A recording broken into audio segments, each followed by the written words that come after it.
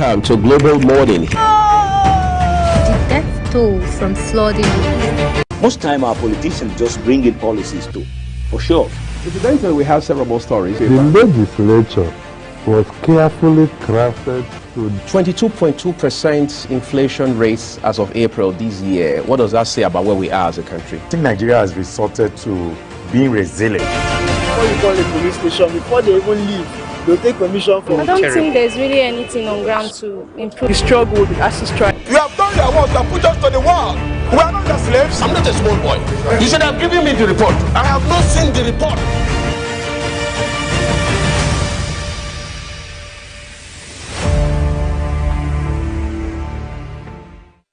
Welcome to Global Morning. The death toll from flooding. Most time our politicians just bring in policies too, for sure. Incidentally, we have several more stories. the legislature was carefully crafted to 22.2% inflation rate as of April this year. What does that say about where we are as a country? I think Nigeria has resorted to being resilient. Before you call a police station, before they even leave, they'll take permission from I don't think there's really anything on ground to improve. the struggle, the ASU strike. You have done your work and put us to the wall. We are not the slaves. I'm not a small boy. You should have given me the report. I have not seen the report.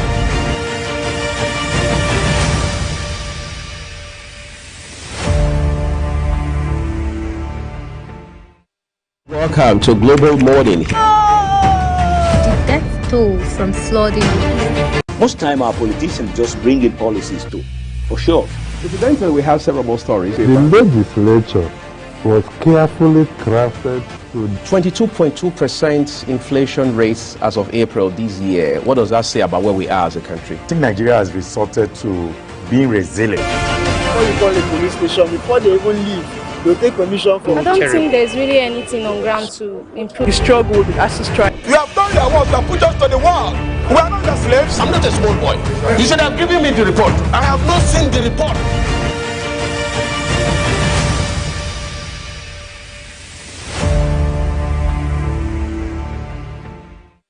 Welcome to Global Morning. The death toll from flooding. Most time our politicians just bring in policies too, for sure.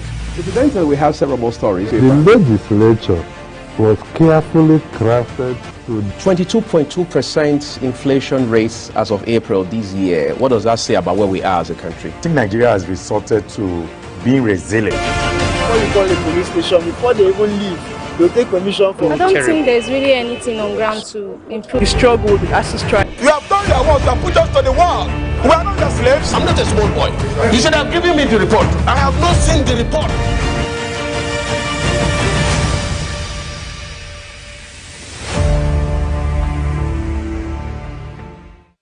Welcome to Global Morning. The death toll from flooding. Most time our politicians just bring in policies too, for sure.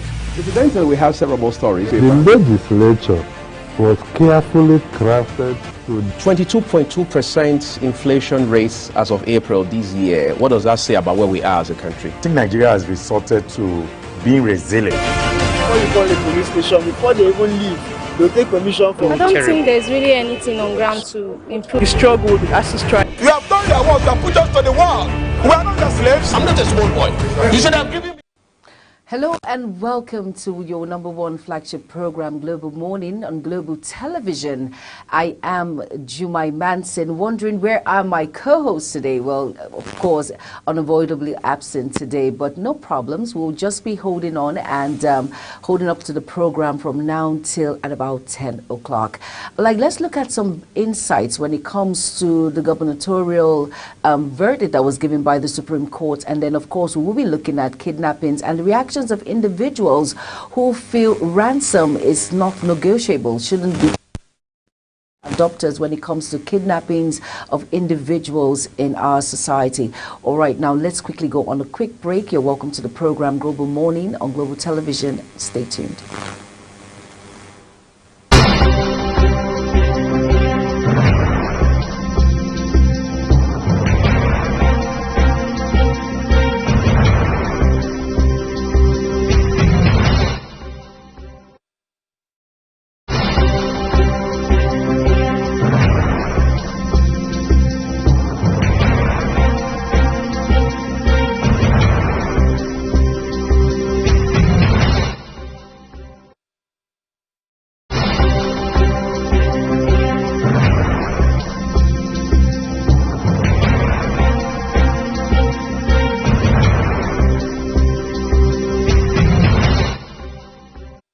You're welcome back to Global Morning on Global Television. Now, look critically on the kidnappings that is making the rounds about the beautiful girl Nabila, who lost her life in the hands of her abductors because her parents could not actually format the ransom money in which was required to deliver her from the hands of the abductors. Now, the reactions most Nigerians have or would say is it wise to pay abductors ransom?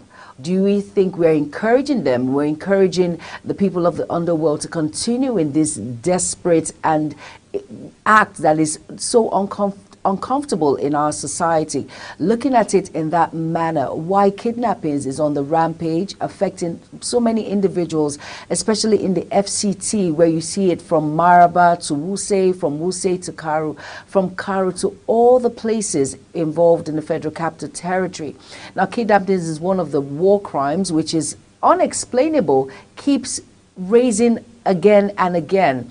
Now, for so many people out there who feel ransom should not be paid to these individuals, many people have different suggestions when it has to do with opinions. Some feel give the ransom money so that the victims can be freed to be with their loved ones. Some say do not, allow them to press on and allow these kidnappers never to have their way when it comes to giving ransom.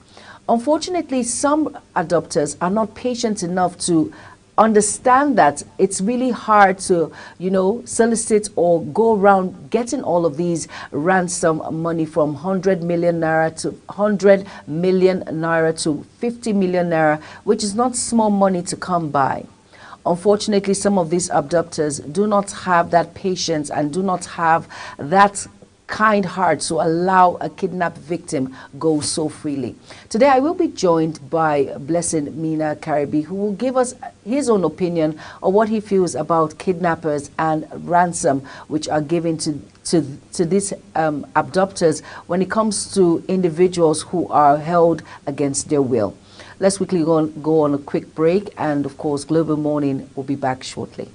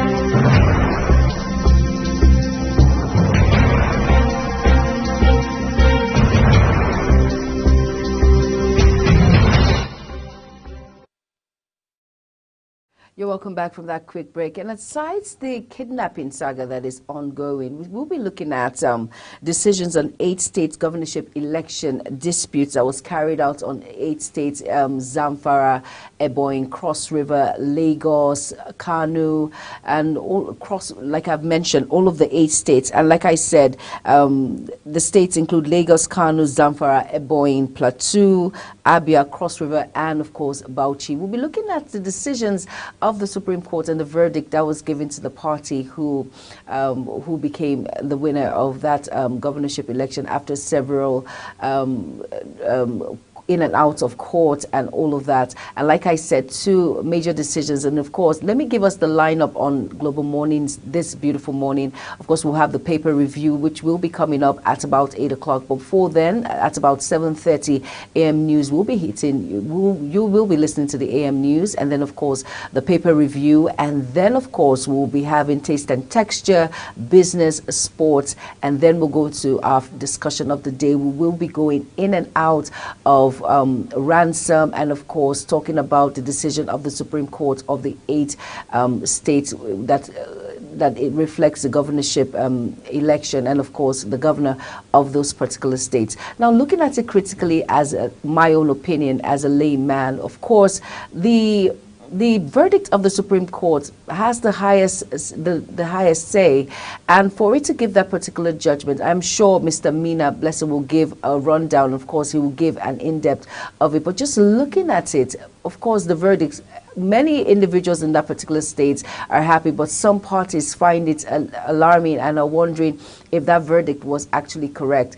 But with all of this, we will be going into it when I will be joined by Mr. Blessing Mina, who is a political analyst, and will be giving us his own opinion and what he thinks about that verdict, and looking at also kidnappings and when it comes to ransom. For so many people out there who feel ransom is not something that should be given so freely, which you allow the abductors linger, but not looking and considering the lives of those in captivity.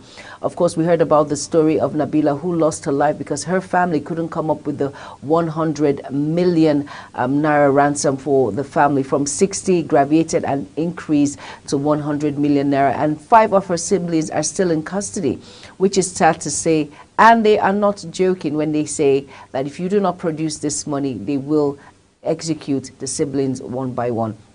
Unfortunately so. But let's quickly go over to Taste and Texture, and when we return, I will be joined by Mr. Blessing Mina, who is a political analyst. Don't go anywhere and stay tuned.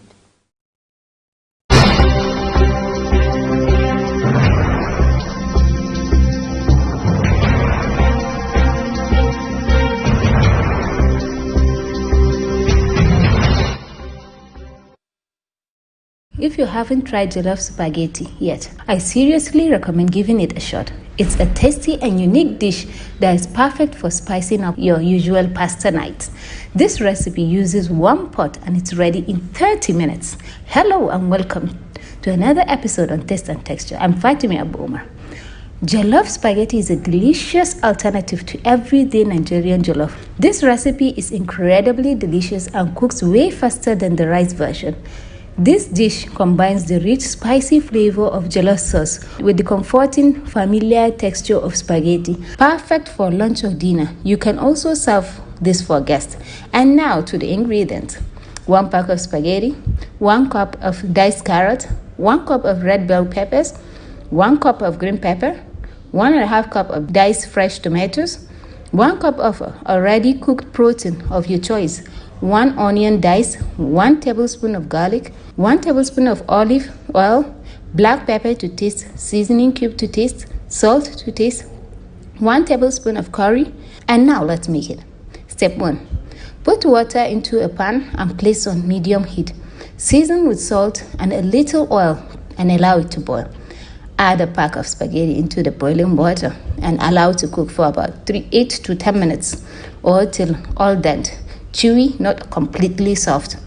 Drain the spaghetti out of the pasta water and run through cold water. Reserve a cup of this pasta water for later use. Heat up oil in a pan and saute onions till translucent. Add diced red bell peppers. carrots, then green peppers, fresh tomatoes, and any protein of your choice.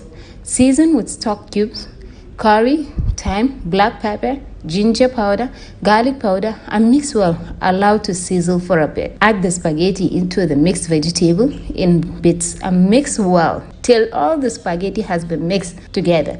Allow to simmer on low heat for about 5 minutes or till done to taste. And your spaghetti is ready. Eating spaghetti helps keep your digestive system running smoothly because it contains insoluble and soluble fiber. Spaghetti is high in carbohydrate and contains few calories, which means it's an ideal food for boosting energy levels. A serving spaghetti contains 37 grams of carbohydrates. This carbohydrate provides your body with energy. It contains many essential nutrients for good health, including protein, iron, vitamin B1. Eating spaghetti regularly can contribute to maintaining good health when combined with other healthy foods such as fruits and vegetables. That's all for now. See you next time on another episode of Taste and Texture. Bye.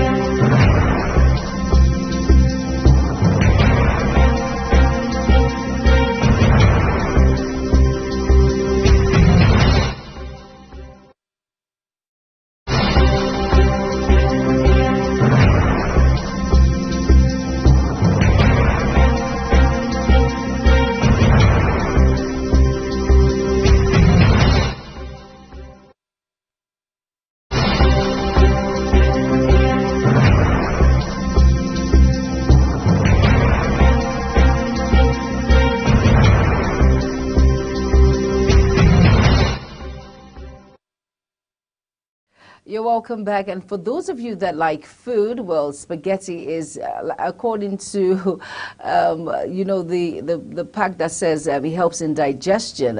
Well, for those of you that are wondering, what am I going to make today? Well, spaghetti is a combo you should try out, which is delicious and also really, really tasty. And like I said, for those of us out there who are foodies out there, well, this is your table, so come on board this particular table when it comes to spaghetti. Now, looking at it, it's almost time. We will be looking at the AM news at about 7:30, but before then, we will look at the Supreme Court judgment when it comes to the 8 states that has to do with Kanu, the Kanu state verdict, the Lagos state verdict, Ebonyi, Cross River, Zamfara, and the likes. And of course, some of the parties opposing this particular judgment are not happy.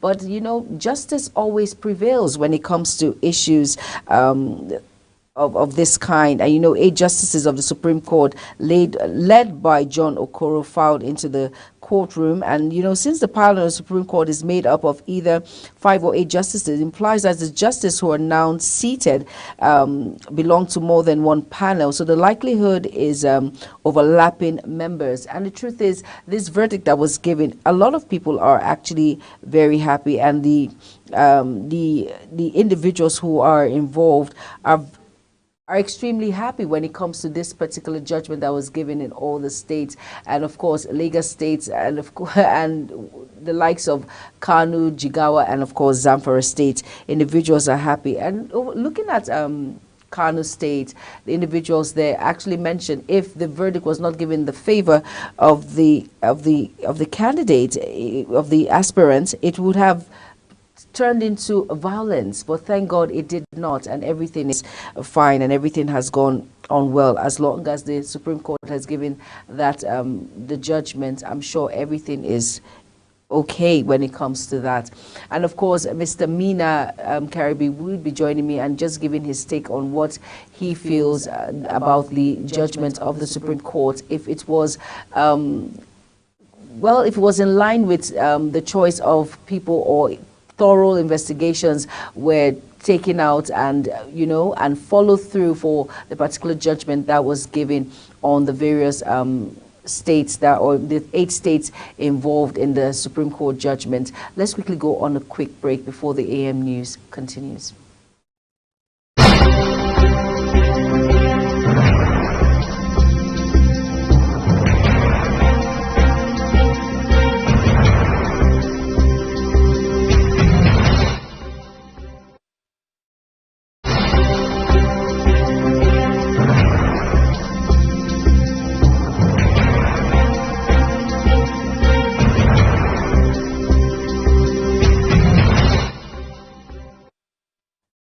welcome back. And I've just heard that Mr. Mina has actually joined us.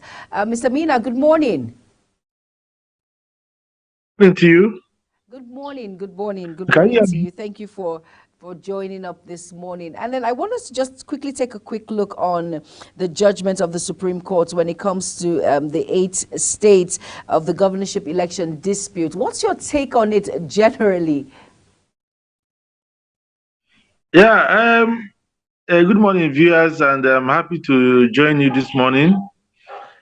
Generally, as we look at the recent judgment at the Supreme Court for the governorship elections, it was a good one because the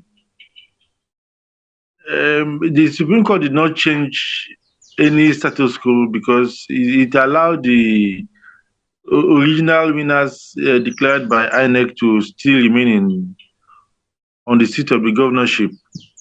But there were some decisions that were keenly expected, especially looking at Kano State. You know, the tribunal are giving it to APC. The Court of Appeal gave it to APC. So, and we know that former commissioners of the Governor Yusuf, we are making some very hard statements of expectant results if the results not obtained at the Supreme Court. And we see that when we were waiting for the Supreme Court judgment, Supreme Court was lenient, or let's look at it legally. Legally, we believe that the Supreme Court looked at all the facts, and the Supreme Court knows and believes that both the tribunal and the appeal court were wrong in their judgment. So on that basis, the Supreme Court, gave the judgment to NNPP. So, and this brought a lot of calmness in Kano. Of course, we know that Kano is a very volatile state. Yes. And if you look at, if the judgment went in the line of the tribunal, whereby they decided deducting votes, they started giving reasons that the governor was not a member of NNPP at the point of purchase of form or something like that. Mm-hmm. So if they told that line, it was expected that there should have been a lot of killings and destruction of properties. Though the law, let's say maybe the law too was also lenient, because looking at the tension in the land. But if you look very well, you feel some calmness. There's a lot of cool breeze around Nigeria. Because if such tension starts from Kano, it's such a volatile, I'm sorry to say this, staunch Islamic-oriented state. We don't know where it could spread to. Because several times fire starts from a point, and you may not, you can know where the fire starts from, you cannot determine where the fire will end. So to that extent, that judgment was a very good, welcome one. And now there's a lot of peace, there's a lot of tension. The governors now are all sitting down to, as it were, begin to work in earnest. So okay, that is the one for. Of course, we know Kano is a very volatile state, but thank God it ended the way it did. Let's look at, when we come back.